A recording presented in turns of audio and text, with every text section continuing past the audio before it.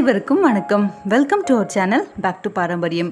இன்றைக்கி நம்ம சேனலில் நான் வெஜிடேரியன்ஸ்க்கு ரொம்பவே பிடிச்ச நாட்டுக்கோழி மிளகு ரசம் எப்படி பண்ணுறது அப்படிங்கிறத பார்க்கலாம்.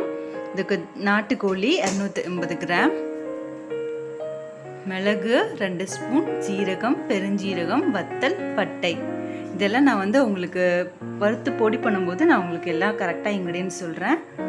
சின்ன வெங்காயம், இஞ்சி பூண்டு விழுது 2 ஸ்பூன், டேபிள் ஸ்பூன் கொஞ்சம் பெரிய அளவாகவே எடுத்துக்கோங்க ஸ்பூன், மஞ்சள் தூள் 1 table spoon, garam masala 1 table spoon,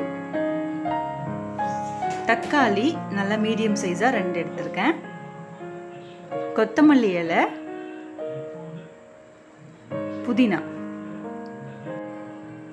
இப்போ நம்ம எப்படி செய்கிறதுங்கிறத பார்க்கலாம். ஒரு கடாய் எடுத்துக்கோங்க, அதில் 2 ஸ்பூன் மிளகு ஆட் பண்ணிக்கலாம். மிளகு நல்லா பொரியணுங்க, நல்லா டப் டப்னு வெடிக்கும், அது வரைக்கும் நம்ம நல்லா மிளகை வறுத்துக்கலாம். இப்போ கரெக்ட் ஸ்டேஜ் நம்ம இப்போ எடுத்துடலாம். இப்போ நம்ம 2 ஸ்பூன் ஜீரகம் ஆட் பண்ணிக்கலாம். ஜீரகம் போட்டதுமே நல்லா டக் டக்குன்னு வெடிக்கும். கலர் லைட்டாக சேஞ்ச் ஆகிற வரைக்கும் நம்ம இதை வறுத்துக்கலாம். இப்போ இது கூட கொஞ்சம் பட்டை ஆட் பண்ணிக்கலாம். பட்டை ரொம்ப கம்மியாக ஆட் பண்ணால் போதுங்க. 8 வரமிளகா நான் எடுத்திருக்கேன். உங்கள் காரத்துக்கு தகுந்த மாதிரி நீங்கள் இது கூட்டிக்கலாம் இல்லை குறைச்சிக்கலாம். இப்போ இதெல்லாம் நம்ம மிக்சியில் பிளெண்ட் பண்ணிடலாம். இப்போ நம்ம இதை நல்லா ஃபைனாக பவுடர் பண்ணிடலாம்.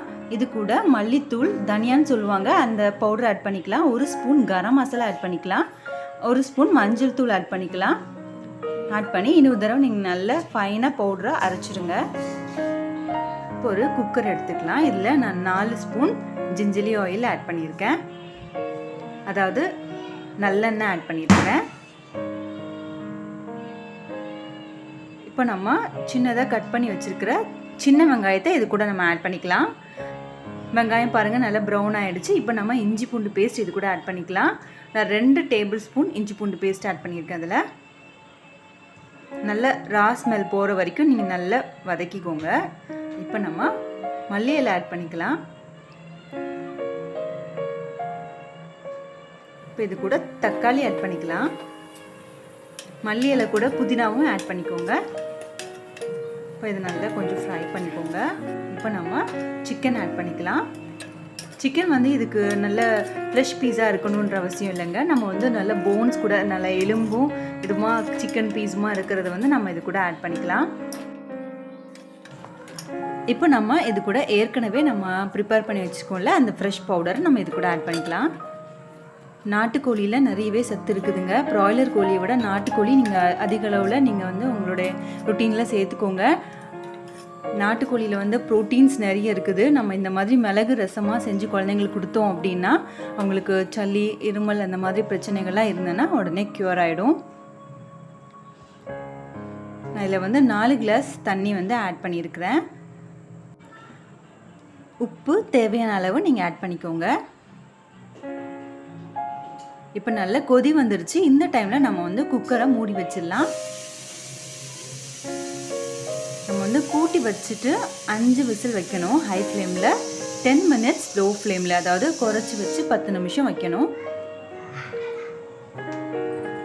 இப்போ நம்ம வெந்துட்டா அப்படின்னு பார்க்கலாம். பாருங்கள், சூப்பராக நம்மளோட மிளகு ரசம் ரெடி ஆயிடுச்சு.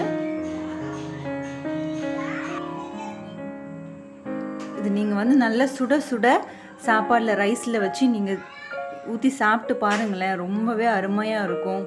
நல்ல காரசாரமாக ஸ்பைஸியாக ரொம்ப சூப்பராக இருக்கும்.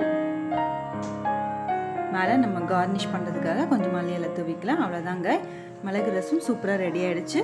இந்த வீடியோ உங்களுக்கு பிடிச்சிருந்ததுன்னா லைக் பண்ணுங்கள், ஷேர் பண்ணுங்கள், மறக்காமல் பேக் டு பாரம்பரியம் சேனலை சப்ஸ்கிரைப் பண்ணிக்கோங்க. தேங்க்யூ, தேங்க்ஸ் ஃபார் வாட்சிங்.